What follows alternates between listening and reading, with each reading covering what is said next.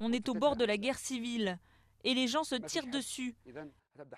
Si on continue, pendant 40 ans, nous n'aurons plus de système de santé, plus d'enseignement, plus d'école, plus d'infrastructures, ni d'avenir, ni même de quoi manger.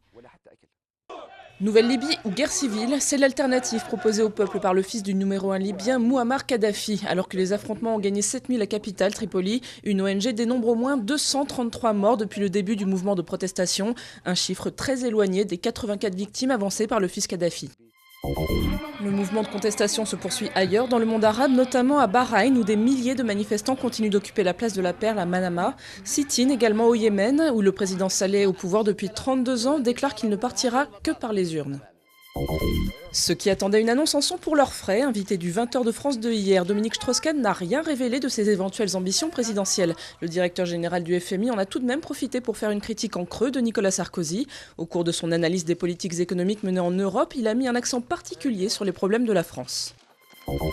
Ils n'y ont jamais posé leur guitare, mais les 4 garçons dans le vent ont le vent en poupe à Buenos Aires. Rodolfo Vasquez est fan des Beatles, au point de leur consacrer un musée, le premier du genre en Amérique latine. C'est fabuleux. C'est une expérience sensationnelle.